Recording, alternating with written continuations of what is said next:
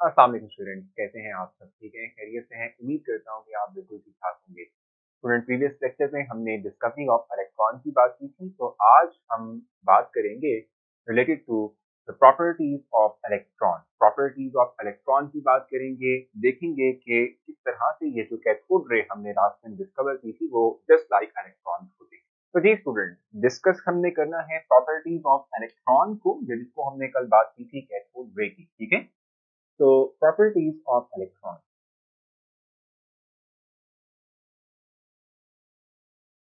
Properties of electron. ठीक है जी। जहां तक बात है इलेक्ट्रॉन्स की, तो सबसे पहला पॉइंट जो कि हमने इस वक्त डिस्कस करना है, जो कि हम इस वक्त समझेंगे, ठीक है? हमने लास्ट टाइम ये बात देखी थी कि हम जब डिस्चार्ज ट्यूब देते हैं, थोड़ा सा रफली एक जो है बना देता हूँ यहाँ पर, ताकि आप लोगों को समझाने में थोड़ी सी आसानी हो जाए और समझने में भी जो है वो आसानी होगी आप लोगों को, और हमें एक रियल टाइम जो है पिक्चर मिल जाएगी। तो एक ये डिस्चार्ज ट्यूब हमने देखी थी, और इस डिस्चार्ज ट्यूब को हमने कहा था कि वो connect with source of current battery, ठीक है? और इस डिस्चार्ज ट्यूब के अंदर हमारे पास है दो इलेक्ट्रोड। तो इलेक्ट्रोड मतलब हमने कहा था कि these are the metal rod, ठीक है, that can conduct electric current, यानी करंट इनमें से पास कर सकता होगा, ठीक है? अब हमने कहा था कि जो ये छोटी लाइन होती है, ये नेगेटिव एंड को शो करती है, पॉजिटिव एंड को शो करती है बड़ी लाइन, ठीक है? अब नेगेटिव का मतलब ये हुआ कि इस इलेक्ट्रोड के ऊपर क्या होगा, नेगेटिव चार्ज होगा, और इसको हमने कहा था कि it will be called as cathode, ये कैथोड, ठीक हो गया? जो positive end of the battery से अटैच है, पॉजिटिव चार्ज होगा, and that will be called as anode, ये एनोड है, ठीक हो गया? यानी कैथोड एंड एनोड की हम बात कर रहे हैं, ठीक है? तो हमने कहा था कि we will have the gas particles inside the discharge tube, जो कि हम कोई भी ले सकते हैं गैस, ठीक है? और इन गैस पार्टिकल्स के ऊपर हम इलेक्ट्रॉन को बम्बार्ड करेंगे by providing the high voltage, ठीक है? हम इलेक्ट्रिक फील्ड अप्लाई करेंगे, हाई वोल्टेज डिफरेंस अप्लाई करेंगे बिटवीन द टू इलेक्ट्रोड, ठीक है? और करंट को फ्लो करवाने की, पास करने की कोशिश करेंगे, ठीक है? जब करंट पास करेगा, हमने कहा था कि if we have 10 raise power minus 4 torr, ठीक है? हमारे पास जो है अराउंड ये 10 रेज़ पावर माइनस 4 जो है, जो कि टॉर्च एटीएम हमने जो है यूनिट इस्तेमाल किया था। These are the different units to describe the pressure, ठीक है? तो हमने जो है इनसाइड डिस्चार्ज ट्यूब हमने 10 रेज़ पावर माइनस 4 एटीएम जब प्रेशर एक्वायर किया था, तो हमने कहा था कि करंट जो है वो फ्लो करेगा थ्रू दीज पार्टिकल्स, ठीक है? और इनको आयनाइज कर देगा। क्या करेगा? इनको आयनाइज कर देगा, यानी कि इनमें से इलेक्ट्रॉन को निकाल देगा। और वो कैसे निकालेगा? मैंने बताया था आप लोगों को कि वी हैव दिस एटम, ठीक है? और अगर इसके अंदर ये लेट्स सपोज इलेक्ट्रॉन है, तो हम जानते हैं कि अभी हम देखेंगे भी कि electrons are the negatively charge particles. Current जो है basic of these are the moving electrons, ठीक है? और वो इलेक्ट्रॉन भी नेगेटिव चार्ज पार्टिकल्स हैं, ठीक है?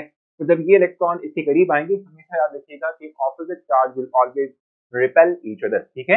तो ये रिपेल करेंगे, और जब ये रिपेल करेगा तो ये एटम में जो मौजूद इलेक्ट्रॉन है वो निकल जाएगा, and now this atom will become positively charge आइन, ठीक है? आइन में कन्वर्ट हो जाएगा। तो ये आप इसको देख रहे हैं कि मॉलिक्यूल यानी गैस से जब हमने करंट को फ्लो करवाया, तो ये सारे के सारे चार्ज स्पीशीज हैं, चार्ज पार्टिकल्स हैं, ठीक है, जो कि पॉजिटिव हैं। इनसे निकले थे इलेक्ट्रॉन, ये हैं इलेक्ट्रॉन जो कि अब इधर मौजूद हैं, ठीक हो गया? अब क्या है? अब पहला पॉइंट जो कि पहली प्रॉपर्टी है इस कैथोड रे की, जिसकी हम इस पर बात कर रहे हैं, इलेक्ट्रॉन की जिसकी हम इस पर बात कर रहे हैं, ठीक है? ऑपोजिट चार्ज हमेशा एक दूसरे को अट्रैक्ट करता है, तो ऑपोजिट चार्ज अट्रैक्ट करेगा तो क्या होगा कि ये पॉजिटिवली चार्ज पार्टिकल्स जो हैं वो टुवर्ड्स कैथोड अट्रैक्ट होंगे, इस तरफ को, ठीक है? ये इस तरफ को अट्रैक्ट होंगे, और ये जो इलेक्ट्रॉन हैं that will attract towards the anodic surface, क्योंकि वो पॉजिटिव चार्ज है, ठीक हो गया? ये इस तरफ को अट्रैक्ट होंगे। तो आप देख रहे हैं पहला पॉइंट क्या है? पहला पॉइंट यही है कि ये जो कैथोड रे है यानी इलेक्ट्रॉन है, these will remove opposite direction to the opposite to the cathode surface, यानी कैथोड सरफेस ये है, इसके बिल्कुल ऑपोजिट डायरेक्शन में ये मूव कर रहे हैं, ठीक है? परपेंडिकुलर टू द डायरेक्शन, यानी perpendicular to the surface of cathode, ठीक है?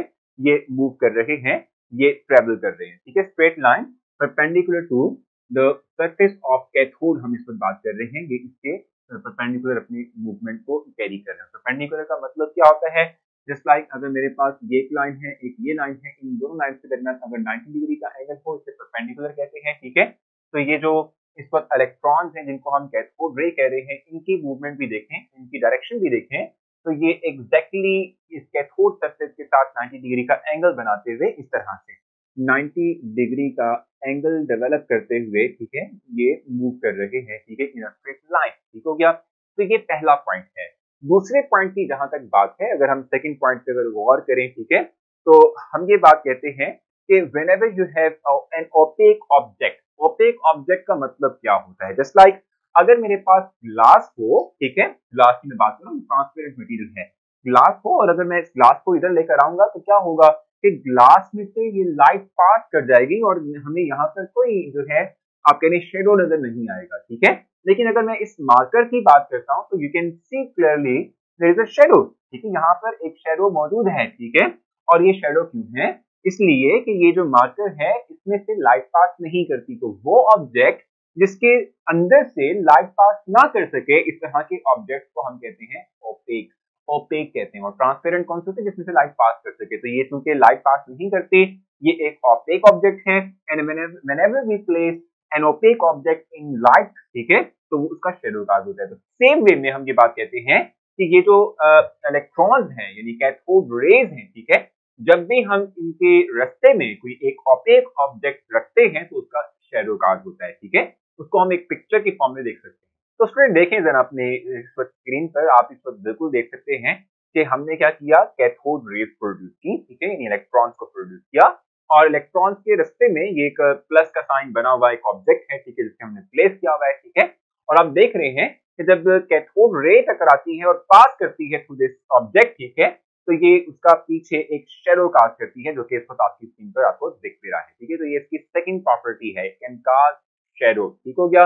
एक बात, दूसरी बात ये कि इसी पॉइंट में मैं एक और जो है पॉइंट भी आपको क्लैरिफाई करूंगा कि शेडो के साथ साथ हम ये बात भी कहते हैं कि whenever we place an object in the path of these moving electrons, ठीक है, तो क्या होता है कि वो जो ऑब्जेक्ट हमने उन इलेक्ट्रॉन्स के कैथोड रे के रास्ते में रखा हुआ है, ठीक है, वो क्या करेगा, वो हीट अप हो जाएगा, इट विल बी हीट, ठीक है, it will B heat up, ठीक है, वो हीट अप हो जाएगा, ठीक है। उसकी क्या रीजन है? रीजन ये है कि ये जो इलेक्ट्रॉन्स हैं जिसको हम कैथोड रे का नाम दे रहे हैं, जब ये मूव करते हैं तो ये बेसिक तौर पे सिर्फ और सिर्फ रेज नहीं बल्कि पार्टिकल्स भी हैं, and they have momentum, they have energy. जब ये एनर्जी अपनी, जब ये इलेक्ट्रॉन यानी कि जो पार्टिकल्स हैं, whenever they strike with an object, ठीक है, तो ये अपनी एनर्जी को, अपने मोमेंटम को ट्रांसफर करते हैं टू दैट ऑब्जेक्ट, और वो ऑब्जेक्ट हीट अप हो जाता है, ठीक हो गया। तो थर्ड प्रॉपर्टी मैं आपको बता रहा हूँ। फर्स्ट प्रॉपर्टी आई थी कि they will move perpendicular to the direction in straight line perpendicular to the surface of cathode, ठीक है। दूसरा पॉइंट हमने देखा था कि whenever we place an object in the path of these rays, ठीक है, तो ये शेडो कास्ट करता है। थर्ड पॉइंट हम देख रहे हैं whenever we place an object in the path of these rays, ठीक है, तो हम कहते हैं कि the object will heat up just because this ray basically consist of electron which are the particles which have certain energy, and when they strike with the surface of that object, ठीक है, the electrons will transfer their energy to that object, and that is why the object will heat up, वो heat up हो जाएगा, ठीक हो गया। ये third point था। आई थिंक तो आपने इस बात को अच्छे से समझ लिया होगा। अब हम चलेंगे अपने नेक्स्ट पॉइंट की तरफ। हम देखेंगे कि नेचर ऑफ इलेक्ट्रॉन क्या है, पॉजिटिव है, नेगेटिव है, कोई चार्ज इस पे है या नहीं। तो भी देखें, आप लोग अपनी स्क्रीन पर अगर आप देखेंगे तो वी हैव इलेक्ट्रॉन सोर्स जिससे कि इलेक्ट्रॉन निकल रहे हैं। हमारे पास एक इलेक्ट्रिक फील्ड मौजूद है जिससे नेगेटिव ग्रेड ऊपर है, पॉजिटिव नीचे है।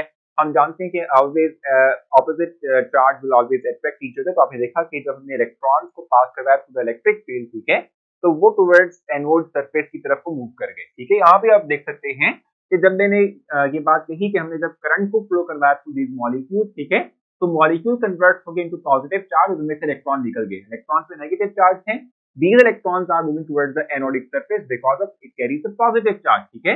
तो हम देख सकते हैं कि ऑपोजिट चार्ज एक दूसरे को अट्रैक्ट कर रहा है, मींस कि ये इस बात की गारंटी है कि ये जो पार्टिकल्स हमने डेवलप किए inside discharge tube, these are the negative discharge particles, ठीक है। यानी ये, और जब हम एक्सपेरिमेंट देखेंगे तो ये कुछ इस तरह से होगा कि वी हैव नेगेटिव जो है plate and the positive plate of the electric field, यानी कि इन दोनों को हमने कनेक्ट किया होगा द सोर्स ऑफ करंट यानी बैटरी के साथ, ठीक है। हम जब इलेक्ट्रॉन्स को पास करवाएंगे तो चूंकि ये इलेक्ट्रॉन चार्ज पार्टिकल्स हैं तो ये अपनी डायरेक्शन को चेंज करेंगे।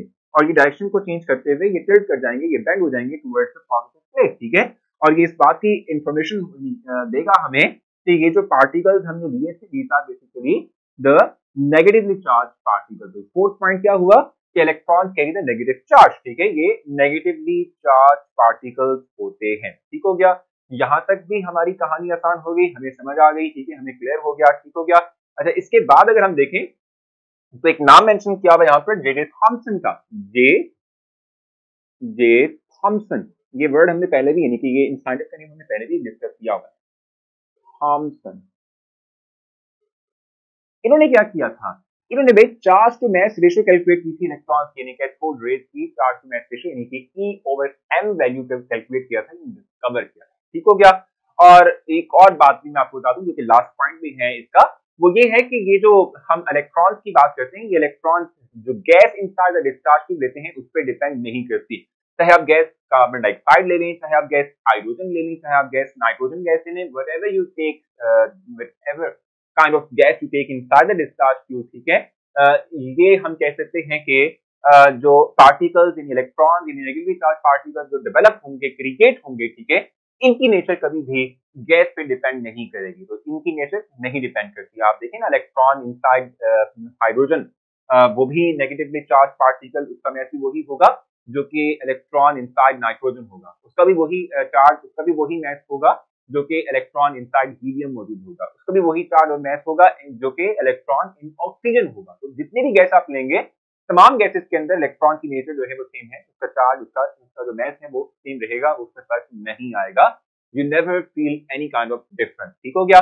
और ये जो हम बार बार कैथोड रे की बात कर रहे हैं, इनकी अगर हम बात करें तो इनमें मैंने जैसा कहा ना, जे थॉमसन ने E/m वैल्यू कैलकुलेट की थी, ये E/m वैल्यू एग्जैक्टली तौर पे हम कहते हैं कि किसके साथ मैच करती है भाई, ये एग्जैक्टली मैच करती है with the electron, that is why cathode rays are just like electron, ये इलेक्ट्रॉन ही होते हैं, ठीक हो गया।